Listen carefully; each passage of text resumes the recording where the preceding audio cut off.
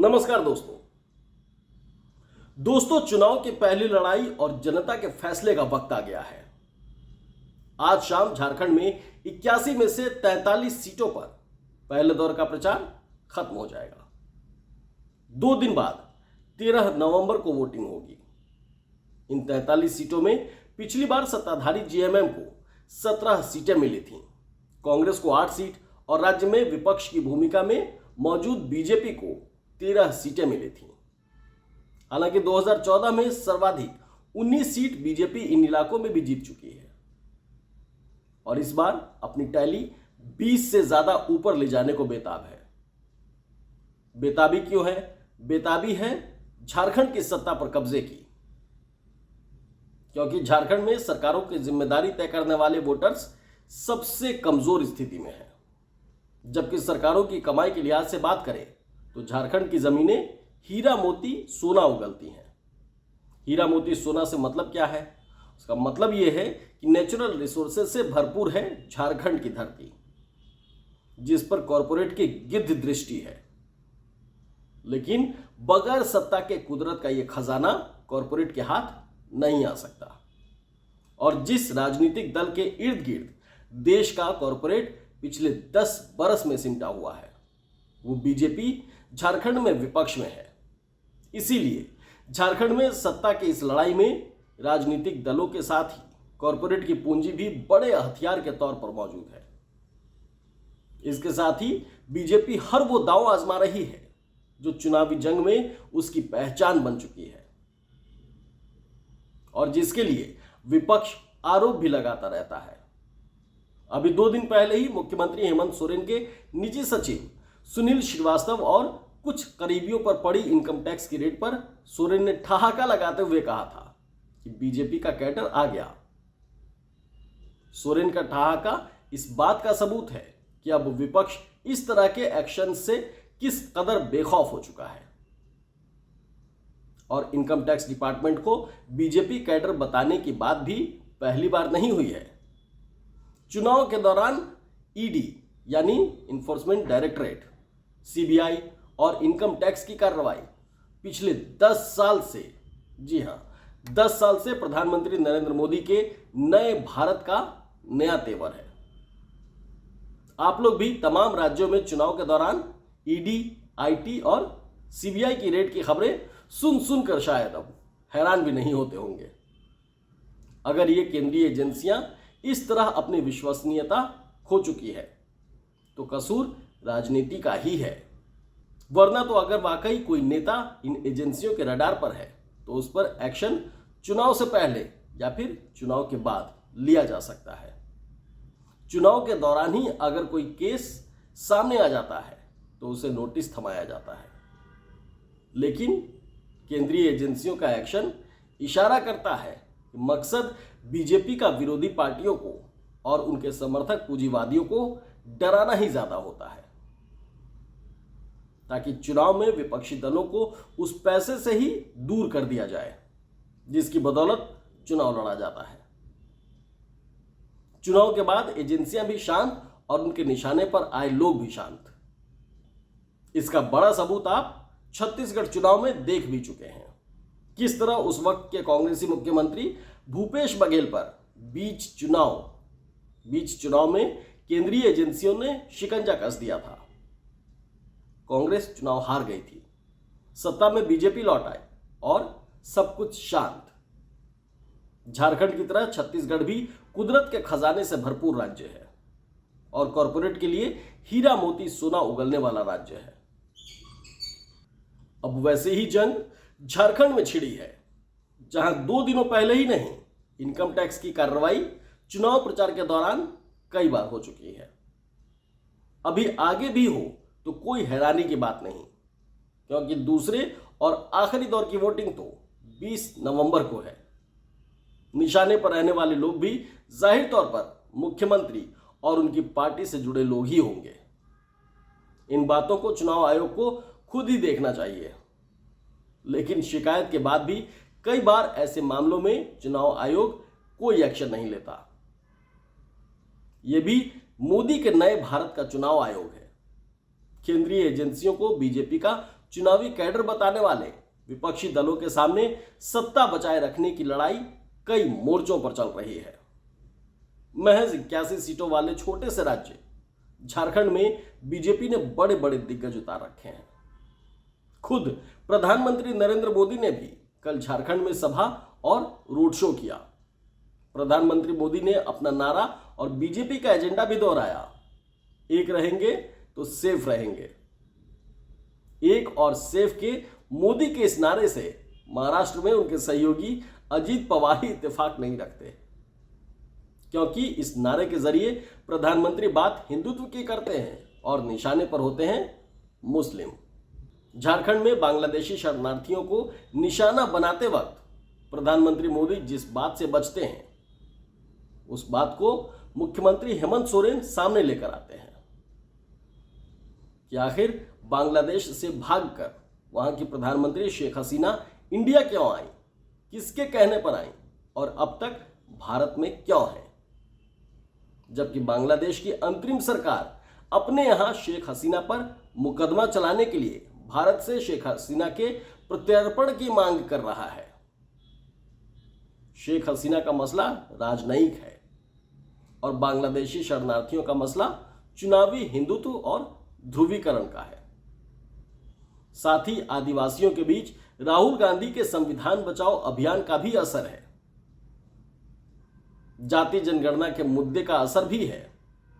इसीलिए बीजेपी सत्ता में वापसी के लिए एक है तो सेफ है नारे को ही मथने में लगी है।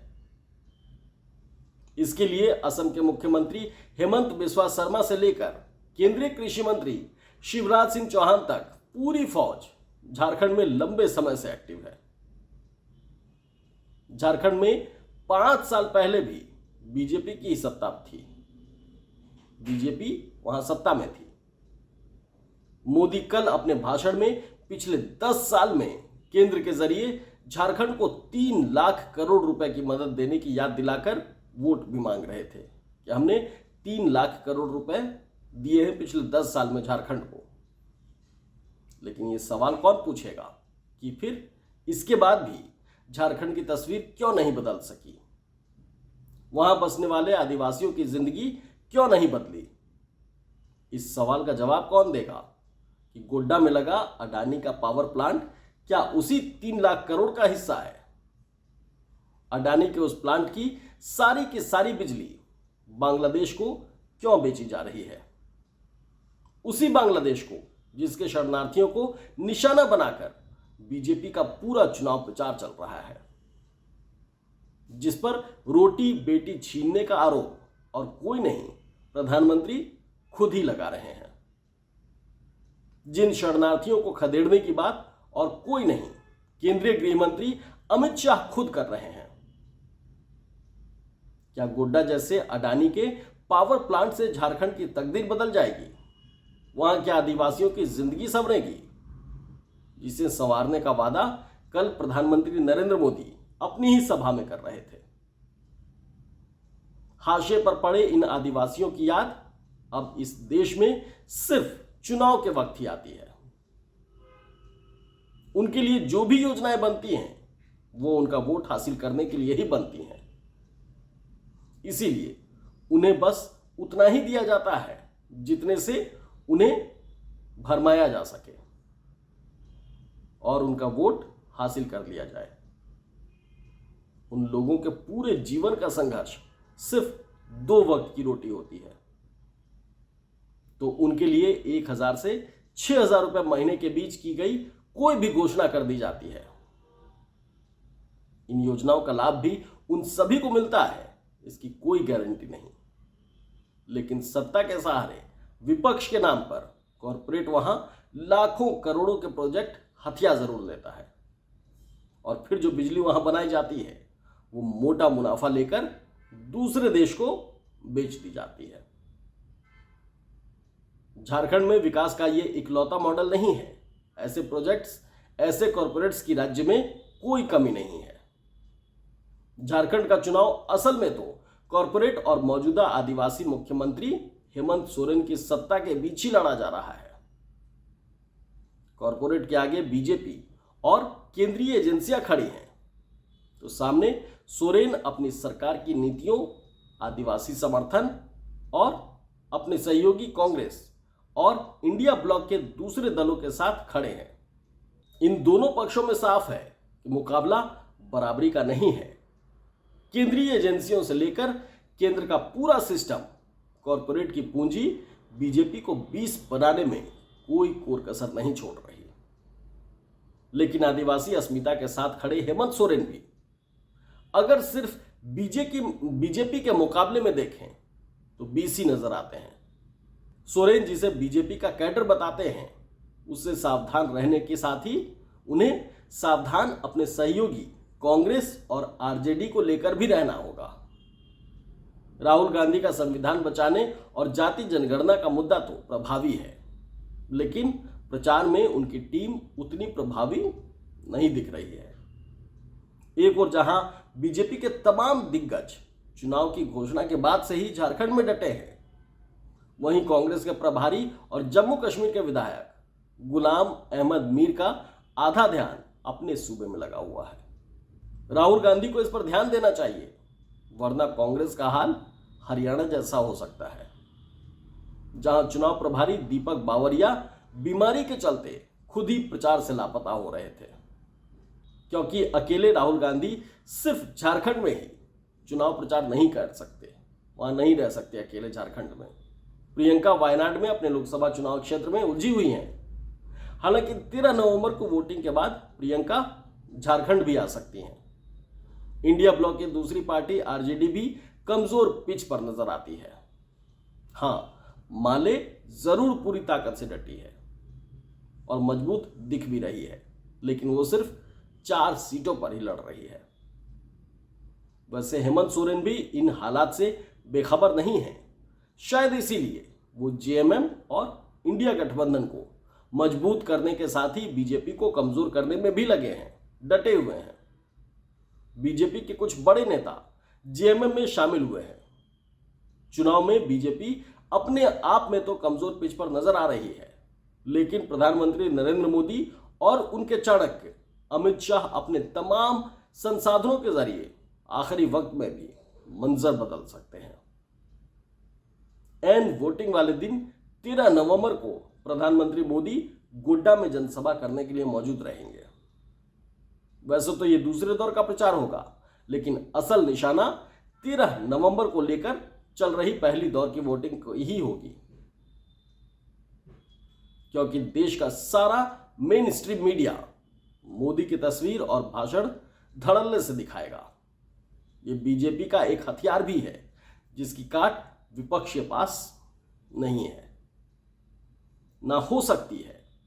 इस पर अंकुश सिर्फ चुनाव आयोग लगा सकता है, और नैतिकता राजनीति में दोनों कहां खड़े हैं, ये आप खुद अंदाजा लगा लीजिए।